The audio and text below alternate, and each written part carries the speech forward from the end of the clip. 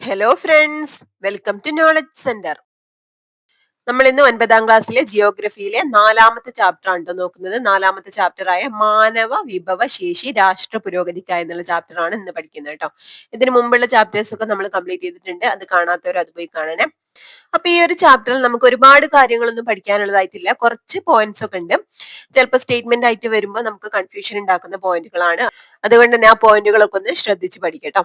അപ്പൊ മാനവ വിഭവശേഷി രാഷ്ട്ര പുരോഗതിക്കായി. ഓക്കെ, അപ്പൊ വിഭവങ്ങൾ എന്താന്നൊക്കെ നമ്മൾ 8ാം ക്ലാസ്സിലെ ചാപ്റ്റേഴ്സിൽ പഠിച്ചിട്ടുണ്ട് അല്ലെ, ഒരു ചാപ്റ്ററിൽ പഠിച്ചിട്ടുണ്ട്. എന്താണ് വിഭവങ്ങൾ എന്നൊക്കെ പഠിച്ചിട്ടുണ്ട് അല്ലെ.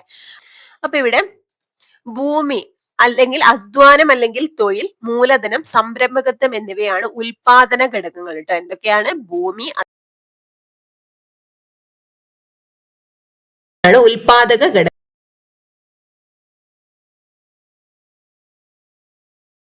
സാമ്പത്തിക വിഭവങ്ങൾ എന്ന് പറഞ്ഞാൽ ഏതൊക്കെയാണ്? ഭൂമി, അധ്വാനം അല്ലെങ്കിൽ തൊഴില്, മൂലധനം, സംരംഭകത്വം. ഓക്കെ, അപ്പൊ ഉൽപാദനം മൂലധനമാണ്. അപ്പൊ പോയിന്റുകൾ വരുമ്പോൾ നോട്ട് ചെയ്യാം. എന്താ പറഞ്ഞിട്ടുള്ളത്? ഉൽപാദന പ്രക്രിയയെ സഹായിക്കുന്ന എല്ലാ മനുഷ്യനിർമ്മിത വിഭവങ്ങളും മൂലധനമാണ്. ഭൂമി, മൂലധനം, അധ്വാനം എന്നീ ഘടകങ്ങളെ അനുയോജ്യമായ രീതിയിൽ സംയോജിപ്പിച്ച് ഉൽപാദനം സാധ്യമാക്കുന്നത് സംരംഭകത്വം എന്ന പ്രക്രിയയിലൂടെയാണ്. എന്താ പറഞ്ഞത്? ഭൂമി, മൂലധനം, അധ്വാനം എന്നീ ഘടകങ്ങളെ അനുയോജ്യമായ രീതിയിൽ സംയോജിപ്പിച്ച് ഉൽപാദനം സാധ്യമാക്കുന്നത് സംരംഭകത്വം എന്ന പ്രക്രിയയിലൂടെയാണ്. ഓക്കെ, ഇനി ഉൽപാദകർ ഒരു നിശ്ചിത വില ഈടാക്കുന്ന ഉൽപ്പന്നം വിപണികളിൽ കൈമാറ്റം ചെയ്യുന്നുണ്ട്. ഇതിലൂടെ ലഭിക്കുന്ന പണമാണ് അവരുടെ വരുമാനം. അപ്പൊ പണം നിലവിലില്ലാതിരുന്ന കാലത്തും വസ്തുക്കൾ നമ്മൾ കൈമാറ്റം ചെയ്തിട്ടുണ്ടായിരുന്നു. ഇതിന് നമ്മൾ എന്തായിരുന്നു? ബാർട്ടർ സമ്പ്രദായം എന്ന് പറഞ്ഞിട്ടുണ്ടായിരുന്നില്ല. എന്തായിരുന്നു? ബാർട്ടർ സമ്പ്രദായം. സാധനങ്ങൾക്ക് പകരം മറ്റ് സാധനങ്ങൾ എന്താണ് വിനിമയം ചെയ്യുന്ന ആ ഒരു പ്രക്രിയ നമ്മൾ എന്താ പറഞ്ഞിട്ടുണ്ടായിരുന്നത്? ബാർട്ടർ സമ്പ്രദായം.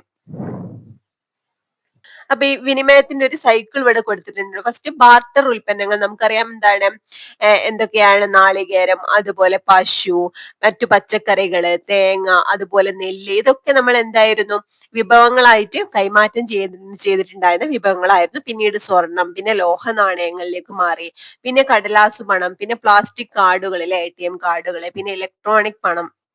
അപ്പൊ ഇതൊക്കെ ഇപ്പൊ ഇവിടെ എത്തി നിൽക്കുകയാണ്. ഇലക്ട്രോണിക് പണത്തിൽ എത്തി നിൽക്കുകയാണ്. അപ്പൊ പണത്തിന്റെ പരിണാമ പ്രക്രിയയുടെ ആദ്യഘട്ടത്തിൽ മൃഗങ്ങളുടെ തോല്, കാർഷിക വിഭവങ്ങൾ, കന്നുകാലികൾ തുടങ്ങിയ പല വസ്തുക്കളും പണമായിട്ട് ഉപയോഗിച്ചിട്ടുണ്ടായിരുന്നു. ഓക്കെ, അപ്പൊ ലോഹങ്ങൾ ലഭ്യമായി തുടങ്ങിയപ്പോൾ സ്വർണവും വിവിധതരം ലോഹങ്ങളും തുടർന്ന് ലോഹ നാണയങ്ങളും പണമായി ഉപയോഗിച്ചു തുടങ്ങി. അപ്പൊ പൊതുവായ ഒരു ഉപാധി എന്ന നിലയിൽ കൂടുതൽ സൗകര്യപ്രദമായി ഉപയോഗിക്കാവുന്നതിനാൽ കടലാസു പണത്തിലേക്ക് ക്രയവിക്രയങ്ങൾ ക്രമേണ മാറുകയാണ് ചെയ്തിട്ടുള്ളത്. ഓക്കെ, ഇനി പൊതുവായ സാമ്പത്തിക വിനിമയ മാധ്യമമായി പണം അംഗീകരിക്കപ്പെട്ടതോടുകൂടി എല്ലാ സാമ്പത്തിക പ്രവർത്തനങ്ങളുടെയും അടിസ്ഥാന ഘടകം പണമായിട്ട് മാറി. അപ്പൊ ഉൽപ്പന്നങ്ങൾക്ക് വില നിശ്ചയിക്കുന്നത് പോലെ എല്ലാ ഉൽപാദന ഘടകങ്ങളുടെയും വില നിശ്ചയിച്ച് പണരൂപത്തിൽ പ്രതിഫലമായിട്ട് നൽകാൻ കഴിഞ്ഞു. ഇനി മാനവ വിഭവം. എന്താണ് മാനവ വിഭവം? ഉൽപാദന പ്രക്രിയയിൽ ഉപയോഗപ്പെടുത്താൻ കഴിയുന്ന അധ്വാനശേഷിയുള്ള ജനങ്ങളാണ് മാനവ വിഭവം അഥവാ മനുഷ്യ വിഭവം എന്ന് പറയുന്നത്. ഓക്കെ, അപ്പൊ ലഭ്യമായ പ്രകൃതി വിഭവങ്ങളെ മറ്റു ഉൽപാദന ഘടകങ്ങളുടെ സഹായത്തോടെ കായികക്ഷമതയും ബുദ്ധിയും ഉപയോഗിച്ചുകൊണ്ട് ഉൽപ്പന്നങ്ങളാക്കി മാറ്റാൻ മാനവ വിഭവത്തിന് കഴിയുന്നു. അപ്പൊ മനുഷ്യനെ അല്ലെങ്കിൽ മനുഷ്യനെയാണ് മാനവ വിഭവം എന്ന് പറയുന്നത്.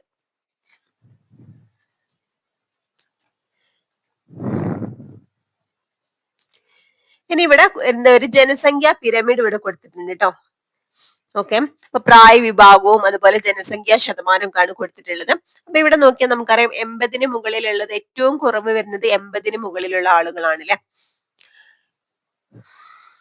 അതുപോലെ തന്നെ ഏറ്റവും കൂടുതലുള്ളത് 10-നും 14-നും ഇടയിൽ പ്രായമുള്ള കുട്ടികളാണ്.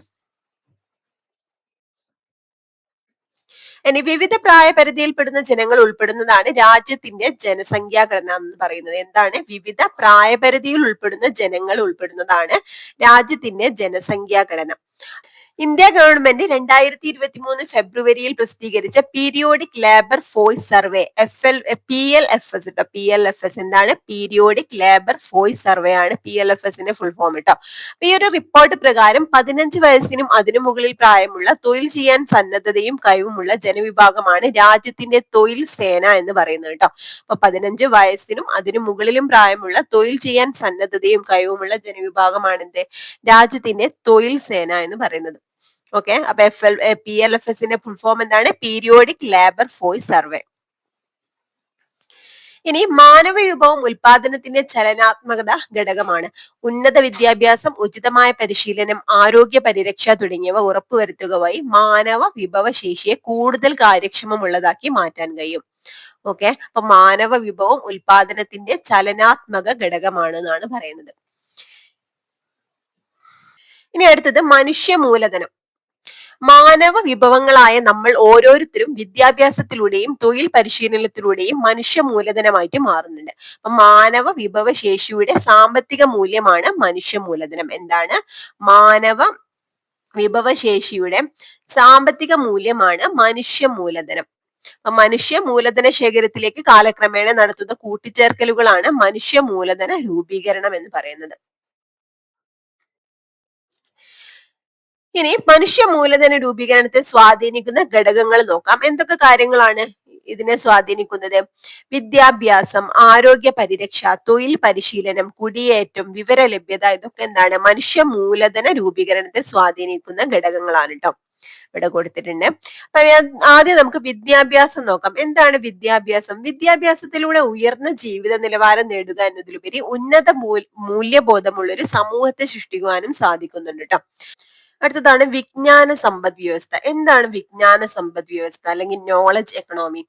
ഭൗതിക ശേഷിയും വിവര സാങ്കേതിക വിദ്യയും സമന്വയിപ്പിച്ചുകൊണ്ട് പരമാവധി സാമ്പത്തിക വളർച്ച കൈവരിക്കുക എന്നത് ആധുനിക കാലഘട്ടത്തിന്റെ അനിവാര്യതയാണ്. അപ്പൊ എന്താ പറഞ്ഞത്?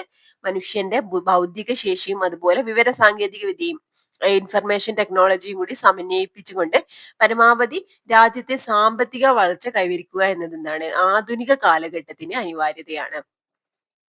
ഇനി ഇതിനായി സാമ്പത്തിക പ്രവർത്തനങ്ങളുടെ വിവിധ തലങ്ങളിൽ ബുദ്ധിയോടൊപ്പം നൂതന സാങ്കേതിക ആശയങ്ങളും വിവര സാങ്കേതിക വിദ്യയും വിനിയോഗിക്കുന്ന സമ്പദ് ക്രമമാണ് വിജ്ഞാന സമ്പദ് വ്യവസ്ഥ എന്ന് പറയുന്നത്. ഇപ്പൊ സിമ്പിൾ ആയിട്ട് പറയുകയാണെങ്കിൽ മനുഷ്യന്റെ ബുദ്ധിയോടൊപ്പം നൂതന സാങ്കേതിക ആശയങ്ങളും അതുപോലെ ഇൻഫർമേഷൻ ടെക്നോളജിയും ഒക്കെ വിനിയോഗിക്കുന്ന സമ്പദ് ക്രമമാണ് എന്ത്? വിജ്ഞാന സമ്പദ് വ്യവസ്ഥ എന്ന് പറയുന്നത്. വിജ്ഞാന സമ്പദ് വ്യവസ്ഥ എന്ന് പറയുന്നത്. ഓക്കെ,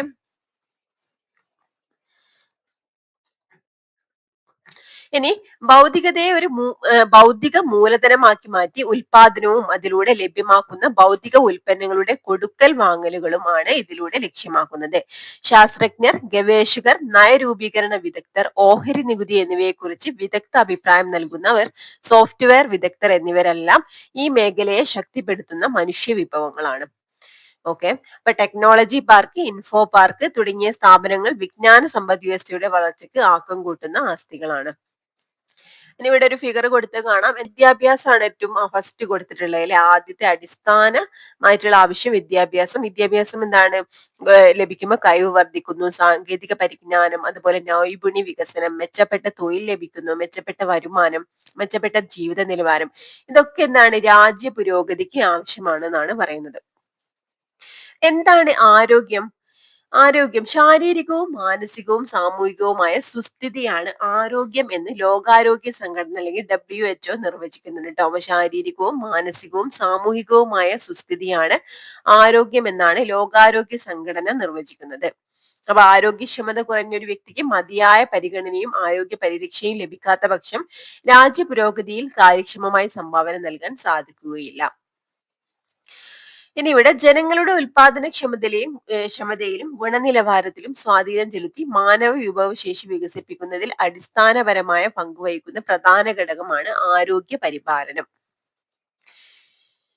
ഇനി പൊതുമേഖലയിലെ ആരോഗ്യ പരിപാലന സംവിധാനങ്ങളാണ് ഏതൊക്കെ? ആരോഗ്യ ഉപകേന്ദ്രങ്ങള്, പ്രാഥമിക ആരോഗ്യ കേന്ദ്രങ്ങള്, സാമൂഹിക ആരോഗ്യ കേന്ദ്രങ്ങള്, താലൂക്ക് ആശുപത്രികള്, ജില്ലാ ആശുപത്രികള്, മെഡിക്കൽ കോളേജുകൾ തുടങ്ങിയവ. ഇതൊക്കെ എന്താണ്? പൊതുമേഖലയിലെ ആരോഗ്യ പരിപാലന സംവിധാനങ്ങളാണ്. ഇനി നമുക്ക് കുടിയേറ്റാണ് നോക്കാനുള്ളത്. എന്താണ് കുടിയേറ്റം എന്ന് പറഞ്ഞാല് ഒരു പ്രദേശത്ത് നിന്ന് മറ്റൊരു പ്രദേശത്തേക്ക് സ്ഥിരമായോ താൽക്കാലികമായോ ജനങ്ങൾ മാറി താമസിക്കുന്നതിനെയാണ് കുടിയേറ്റം എന്ന് പറയുന്നത്. എന്താണ് ഒരു പ്രദേശത്ത് നിന്ന് മറ്റൊരു പ്രദേശത്തേക്ക് സ്ഥിരമായോ താൽക്കാലികമായോ ജനങ്ങള് മാറി താമസിക്കുന്നതിനെയാണ് കുടിയേറ്റം എന്ന് പറയുന്നത്. സാമൂഹിക, സാമ്പത്തിക, സാംസ്കാരിക മേഖലയിൽ കുടിയേറ്റം നിരവധി മാറ്റങ്ങൾ ഉണ്ടാക്കുന്നുണ്ട്. ഓക്കെ. അപ്പൊ കുടിയേറ്റത്തിന് അനന്തരഫലമായി ഉണ്ടാകുന്ന പ്രാദേശിക മാറ്റങ്ങൾ ഉൾക്കൊള്ളുന്നതിനും ആവശ്യങ്ങൾ നിറവേറ്റുന്നതിനും ചെലവുകൾ വഹിക്കുക എന്നത് ഗവൺമെന്റിന്റെ ഉത്തരവാദിത്തമാണ്. ഇനി ഇവിടെ തൊഴിൽ പരിശീലനം കൊടുത്തിട്ടുണ്ട്. ചില പ്രത്യേക മേഖലകളിൽ തൊഴിലുകൾ ലഭിക്കുന്നതിന് നൈപുണ്യ വികസന പരിശീലനങ്ങൾ നിർബന്ധമാണ് അല്ലെ. ഇപ്പൊ ഡോക്ടറും എഞ്ചിനീയറും അധ്യാപകരും എല്ലാം ആകുന്നവർ അവരവരുടെ മേഖലയിൽ അനുയോജ്യമായ തരത്തിലുള്ള പരിശീലന കോഴ്സുകളിലൂടെയാണ് തൊഴിൽപരമായ പ്രാവീണ്യം നേടുന്നത്. ഓക്കെ. ഇനി വിവര ലഭ്യത എന്താണ്? മനുഷ്യ മൂലധന രൂപീകരണത്തെ സഹായിക്കുന്ന മറ്റൊരു ഘടകമാണ് എന്ത്? വിവര ലഭ്യത എന്ന് പറയുന്നത്. വിദ്യാഭ്യാസം, ആരോഗ്യം, തൊഴിൽ തുടങ്ങിയ വിവിധ മേഖലകളിലെ സേവനങ്ങൾ മനുഷ്യ മൂലധന രൂപീകരണത്തിന് ആക്കം കൂട്ടുന്നുണ്ട്. വിവിധ മേഖലകൾ നൽകുന്ന സേവനങ്ങളെ കുറിച്ച് വിവരശേഖരണം നടത്തുന്നതിന് ജനങ്ങളെ സഹായിക്കുന്ന തരത്തിൽ വിവര ലഭ്യത പരിപോഷിപ്പിക്കേണ്ടതുണ്ട് എന്നാണ് പറയുന്നത്. ഇനി മനുഷ്യ മൂലധന രൂപീകരണം നേരിടുന്ന വെല്ലുവിളികളാണ് ഇവിടെ. ഒന്നാമത്തത് ദാരിദ്ര്യമാണ്.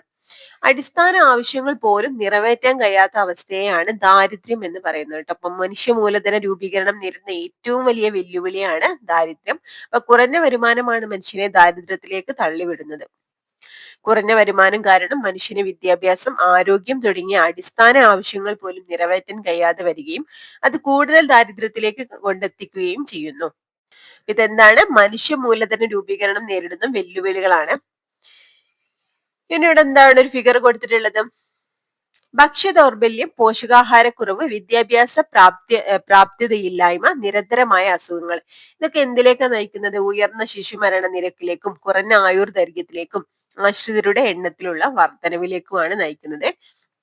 അത് പിന്നെ കുറഞ്ഞ ഉൽപാദനക്ഷമതയിലേക്കും ജോലി ചെയ്യാനുള്ള ശേഷിക്കുറവിലേക്കും നയിക്കുന്നു. അത് ദാരിദ്ര്യത്തിന് കാരണമാകുന്നുണ്ട് അല്ലെ. പിന്നെ ദാരിദ്ര്യം പിന്നെ കുറഞ്ഞ വരുമാനം, കുറഞ്ഞ വാങ്ങൽ ശേഷിയിലേക്കും നയിക്കുന്നു. അപ്പൊ ഇതൊരു ഫ്ലോ ചാർട്ട് ആണ് ട്ടോ.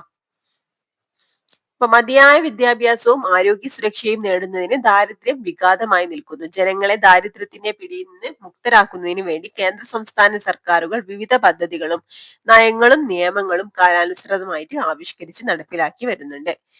ഇനി അടുത്തതാണ് ദാരിദ്ര്യം പോലെ തന്നെ തൊഴിലില്ലായ്മ ട്ടോ. എന്താണ് തൊഴിലില്ലായ്മ എന്ന് പറയുന്നത്? നിലവിലുള്ള വേതന നിരക്കിൽ തൊഴിൽ ചെയ്യാൻ തയ്യാറുള്ള ആരോഗ്യവും കഴിവുമുള്ള ഒരു വ്യക്തിക്ക് തൊഴിൽ കണ്ടെത്താനാവാത്ത അവസ്ഥയാണ് തൊഴിലില്ലായ്മ എന്ന് പറയുന്നത്.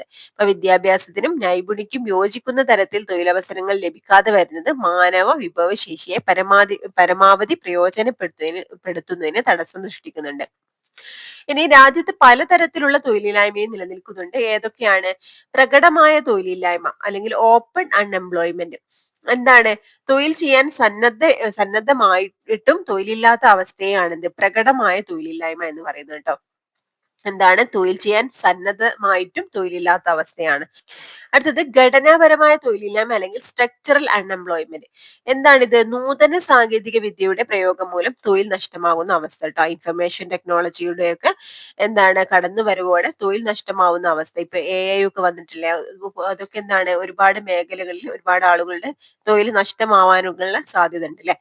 അപ്പൊ അതാണ് ഘടനാപരമായ തൊഴിലില്ലായ്മ എന്ന് പറയുന്നത്. അടുത്തത് കാലികമായ തൊഴിലില്ലായ്മ അല്ലെങ്കിൽ സീസണൽ അൺഎംപ്ലോയ്മെന്റ്. ഇതെന്താണ്? പ്രത്യേക കാലത്ത് മാത്രം തൊഴിൽ ലഭിക്കുകയും മറ്റു സമയം തൊഴിലില്ലാതാവുകയും ചെയ്യുന്ന അവസ്ഥയാണ് ട്ടോ. അടുത്തത് പ്രച്ഛന്ന തൊഴിലില്ലായ്മ. അതായത് എന്താണ്? ഡിസ്ഗൈസ്ഡ് അൺഎംപ്ലോയ്മെന്റ് അഥവാ ഉൽപാദന പ്രവർത്തനത്തിൽ ആവശ്യത്തിലധികം തൊഴിലാളികൾ പങ്കെടുക്കുന്ന അവസ്ഥയാണ് വരുന്നത് കേട്ടോ. അപ്പൊ ആവശ്യത്തിലധികം തൊഴിലാളികൾ വരുമ്പോ എന്താണ്? അവിടെയും തൊഴിലില്ലായ്മ സൃഷ്ടിക്കുന്നുണ്ട്. ഓക്കെ. അപ്പൊ ഏതൊക്കെയാണ് പറഞ്ഞത്? പ്രകടമായ തൊഴിലില്ലായ്മ, ഘടനാപരമായ തൊഴിലില്ലായ്മ, കാലികമായ തൊഴിലില്ലായ്മ, പ്രച്ഛന്ന തൊഴിലില്ലായ്മ. അപ്പൊ ഒരു രാജ്യത്തെ സാമ്പത്തിക ശക്തിയാക്കി മാറ്റുന്നതിന് മനുഷ്യ മൂലധന രൂപീകരണത്തിന്റെ പങ്ക് നമ്മൾ മനസ്സിലാക്കില്ലേ. അപ്പൊ മനുഷ്യ മൂലധന രൂപീകരണത്തെ സ്വാധീനിക്കുന്ന പ്രധാന ഘടകങ്ങൾ ഏതൊക്കെയായിരുന്നു? വിദ്യാഭ്യാസം, ആരോഗ്യം, കുടിയേറ്റം, തൊഴിൽ പരിശീലനം. ഓക്കെ. അപ്പൊ ഇത്രയും കാര്യങ്ങളാണ് നമ്മൾ ഈ ഒരു ചാപ്റ്ററിൽ പഠിച്ചത്. അപ്പൊ കുറച്ച് കാര്യങ്ങളൊക്കെയാണ് പോയിന്റ് വൈസ് ആയിട്ട് നമുക്ക് പഠിക്കാനുള്ളത്. ബാക്കിയൊക്കെ ജസ്റ്റ് ഒന്ന് റീഡ് ചെയ്ത് പോകാനുള്ളതേ ഉള്ളൂ. അപ്പൊ ഈ ഒരു ക്ലാസ് നിങ്ങൾക്ക് യൂസ്ഫുൾ ആയിട്ടുണ്ടെങ്കിൽ തീർച്ചയായിട്ടും ഒന്ന് ലൈക്ക് ചെയ്യുന്നുണ്ട്. അതുപോലെ തന്നെ ക്ലാസ്സിനെ കുറിച്ചുള്ള അഭിപ്രായങ്ങളും കമന്റ് ചെയ്യാൻ മറക്കരുത്. Okay friends, thank you.